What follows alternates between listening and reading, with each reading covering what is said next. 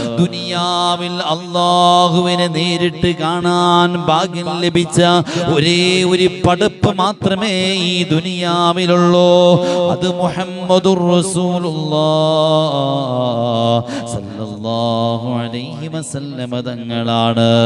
ഒരേ ഒരു നേതാവിന് മാത്രമേ ആ ഭാഗ്യം അല്ലാഹു കൊടുത്തിട്ടുള്ളൂ. അത് റജബ് 27 അന്നത്തെ ഇസ്രാ മിഅ്റാജ് എന്ന യാത്രയിലാ. വിശുദ്ധമായ ഖുർആൻ അവിടുന്ന് ആ യാത്രയെ കുറിച്ച് പറയുന്നുണ്ട്. മസ്ജിദുൽ ഹറാമിൽ നിന്ന് മസ്ജിദുൽ അഖ്സായിലേക്ക് പോയി. ആ മസ്ജിദുൽ അഖ്സായിൽ നിന്ന് 7 ആകാശവും കടന്ന് അല്ലാഹുവിനെ കണ്ടുമുട്ടിയ ആ യാത്രക്കാണ് മിഅ്റാജ് എന്ന് പറയുന്നത്. അത് റജബ് 27 അന്ന ഈ യാത്ര നമ്മോട് വിളിച്ചു പറയുന്നത് ഹബീബായ സല്ലല്ലാഹു അലൈഹി വസല്ലം തങ്ങളുടെ മഹത്വത്തെയാണ്, ശ്രേഷ്ഠതയാണ്.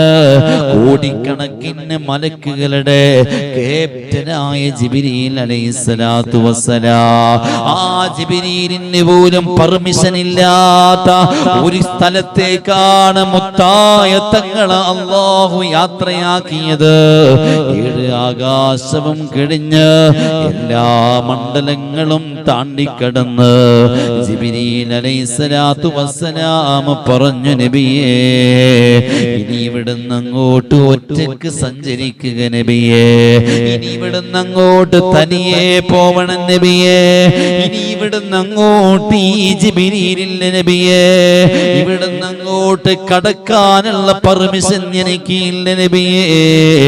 ദഅനി തഖദ്ദാ യാ ഹബീബി ലാ തഖാഫ് അബ്ശിർ തുനാജി റബ്ബക്കൽ ഖയ്യൂമാ.